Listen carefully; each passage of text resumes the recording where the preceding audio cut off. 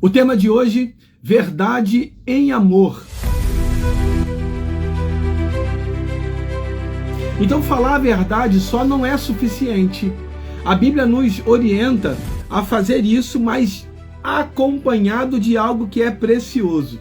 Eu separei aqui o texto de Efésios capítulo 4, versículo 15, que diz assim, a palavra do nosso Deus, o Eterno. Longe disso, seguindo a verdade em amor, cresçamos em tudo naquele que é cabeça, Cristo. Então aqui nesse texto há algo precioso, há algo que nós não podemos negligenciar, verdade. Contudo, há algo que precisa acompanhar essa verdade. E aqui o texto deixa claro que é o amor. Porque o amor sem a verdade é uma hipocrisia. E a verdade sem amor é um tribunal, é uma brutalidade, é algo que não vai trazer a solução, o resultado esperado. E aqui, nesse texto, nós percebemos que há uma verdade. E nessa introdução eu queria lembrar que o apóstolo Paulo nos convida a um crescimento em todas as áreas, mas fazendo algo que é extremamente importante, falando a verdade e não esquecendo do amor que precisa acompanhar. Nessa pós-verdade que nós vivemos, ou pós-modernidade, nós percebemos algo que dá assim um contraste no que diz respeito à verdade. Porque até a época da Reforma, o autor tinha autoridade sobre o texto, né? Ou melhor, a autoridade estava no autor e não no texto. Quando alguém lia alguma coisa, procurava saber quem escreveu aquilo. E aí, visto que a pessoa que escreveu era uma pessoa de autoridade, esse texto tinha validade, tinha valor, tinha significado, poderia ser aplicado. Passado o tempo da Reforma, o autor deixa de ter autoridade. Agora a autoridade está no texto. Nós falamos isso da outra vez, eu estou relembrando para que a gente possa entender essa verdade. Então a autoridade agora não está mais no autor, mas está no texto, naquilo que nós vamos ler. Hoje, nessa pós-verdade ou nessa pós-modernidade, a autoridade não está nem no autor e nem no texto. A autoridade está no leitor. E é aqui que mora o perigo. Nós falamos isso na outra vez. Aqui que mora o perigo. Porque nessa autoridade, o leitor, a pessoa que está lendo o texto, é que vai determinar o que aquele texto quer dizer, e não o que o autor, quando escreveu, queria de fato dizer. Aí, nessa flexibilização, que é chamado de relativismo, é onde nós deixamos ou vemos a verdade se diluir, né? Ela se dilui de uma maneira muito fácil. Por quê? Porque essa verdade, ela não é uma verdade absoluta. Essa verdade não é lida e respeitada. Aquilo que o autor queria dizer para aquele momento, para aquela pessoa, para aquele povo, para aquela comunidade. Não, aquele texto, ele é interpretado da maneira que o leitor achar que deve ser interpretado. E é aqui que desanda tudo. Então, a verdade, ela pode ser flexibilizada, relativizada. Para nós, não. Para nós existe uma verdade absoluta, e essa verdade precisa necessariamente estar acompanhada de algo precioso que é o amor. Para que essa verdade não se torne um tribunal, para que essa verdade não se torne arrogante, sabe, petulante, como foram os fariseus na época de Jesus. Então aqui nesse texto, essa palavra grega, que é o aletheontes, essa palavra, ela não quer dizer apenas dizer a verdade, falar a verdade, mas ela quer dizer de fato viver a verdade. E aqui, nesse texto, Paulo nos convida a um equilíbrio entre o amor e entre a verdade. Ou, se a gente quiser acompanhar o texto, entre a verdade e entre o amor. Por quê? Porque um não pode caminhar sem o outro. Porque se, assim como nós iniciamos, se eu apenas pregar a verdade sem amor, eu vou ser um tribunal, eu vou ser arrogante, eu vou ser brutal, porque eu não vou respeitar o tempo de cada pessoa, o ambiente, o contexto social, religioso, aquilo que a pessoa vive. Eu vou apenas querer que ela engula essa verdade de uma forma brutal, e isso não é saudável. Da mesma forma, se eu pregar o amor sem a verdade, eu vou estar usando hipocrisia. Por quê? Porque 1 João 3,18, eu vou ler para você aqui, ó. Deixa eu ler aqui para você. 1 João 3,18. Deixa eu ver se é isso aqui. Filhinhos, não amemos de palavras nem de boca, mas sim de atitudes em verdade. Então, o apóstolo João está orientando a que esse amor não seja apenas de palavras, mas esse amor seja em atitude. Então, eu não posso permitir que esses dois pilares, ou melhor, que um desses pilares caminhe sozinho, só a verdade ou só o amor. Porque se for somente verdade, vai ser brutal, vai ser tribunal, vai ser apenas julgamento. Se for apenas amor, vai ser hipocrisia, porque a gente não vai falar a verdade para que a pessoa realmente mude aquela rota. Então, o apóstolo Paulo, ele deixa claro que é verdade em amor. E nós precisamos, entenda isso, nós precisamos seguir o nosso mestre. E ninguém melhor do que Jesus para nos orientar acerca disso. Olha o que Jesus, olha que deixa, esse texto deixa para nós, ó. João capítulo 1, versículo 14.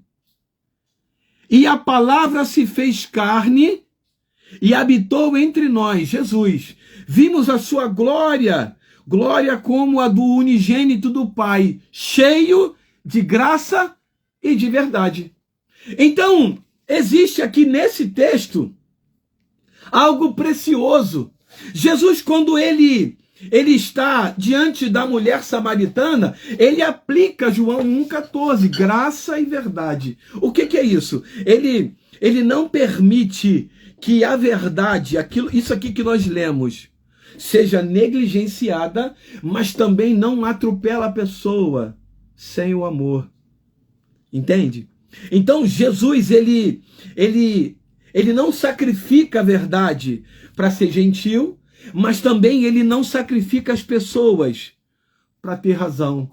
Na passagem de João 4, quando ele se depara com a mulher samaritana, ele tem uma experiência, ou melhor, ele produz uma experiência para aquela mulher que muda todo o cenário, muda toda a perspectiva de vida daquela mulher. Porque ele mostra o seu pecado sem, contudo, negligenciar o amor. Você percebe? Ele não negligencia a verdade, mas ele também não negligencia o amor. Ele não mostra para aquela mulher que ela está em pecado e que ela vai para o inferno sem nenhum tipo de amor. Não, ele mostra a verdade para aquela mulher. Você tinha outros maridos. Aquela mulher se assusta porque ela fala, é um profeta.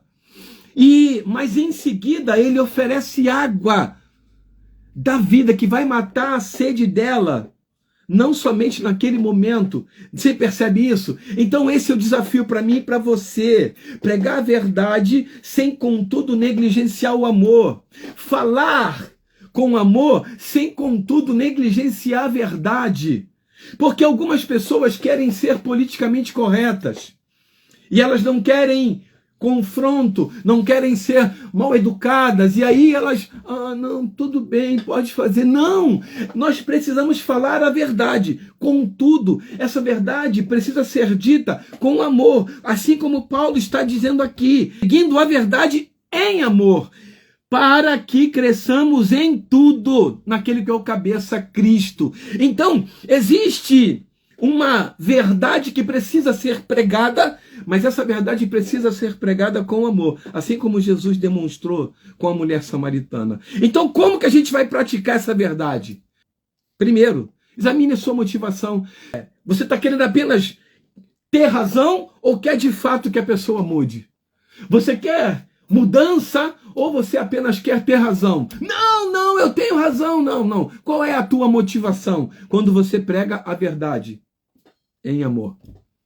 Segundo, escolha um ambiente. Eu acho incrível, sabe, e muito humilhante para quem está ouvindo, até mesmo para nós que não somos, quando há uma exposição. Eu não estou falando de algo que tem que ser no momento, mas aquela coisa que foi feita lá no privado e a pessoa chama atenção, corrige, sabe, publicamente. É uma coisa muito ruim, é humilhante. As pessoas não recebem aquilo como uma correção saudável. Dessa forma, a correção tem que ser no privado e o elogio tem que ser em público.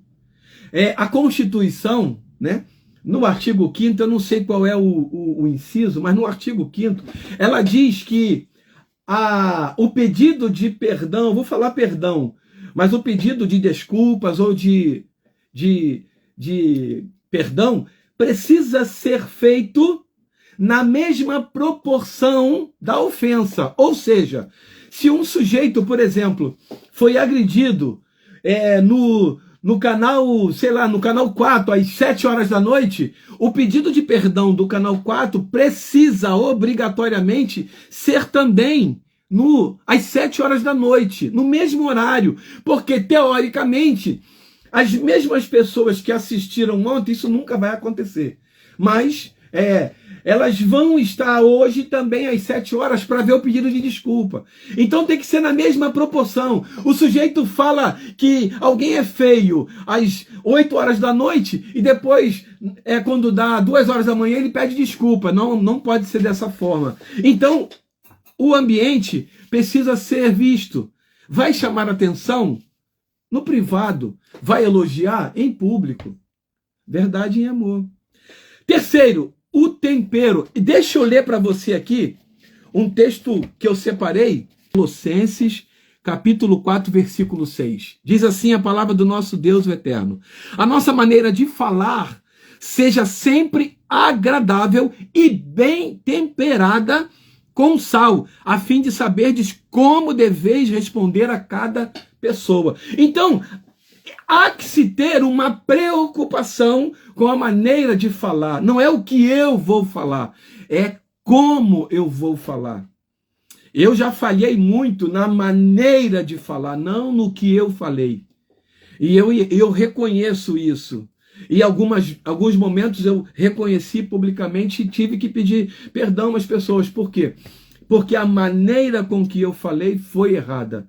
O que eu falei estava certo, mas a forma estava errada. Tinha sim verdade, mas não estava acompanhado de amor.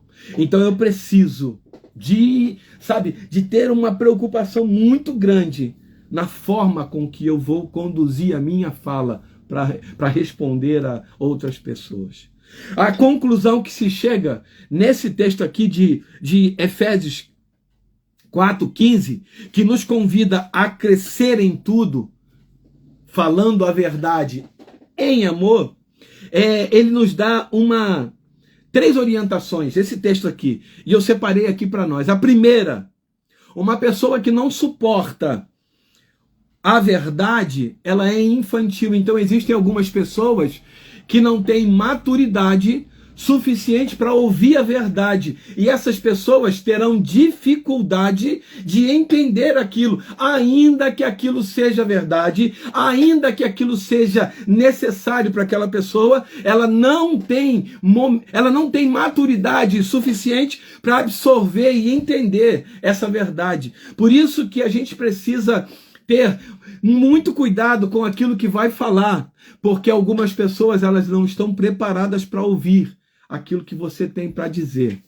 Segundo ponto, uma pessoa que não tem amor para falar a verdade, ela é um tribunal, como eu falei ali, ela é um poço de brutalidade, porque ela quer só falar a verdade, ela não tem amor, ela não se preocupa com como vai chegar essa palavra para o outro.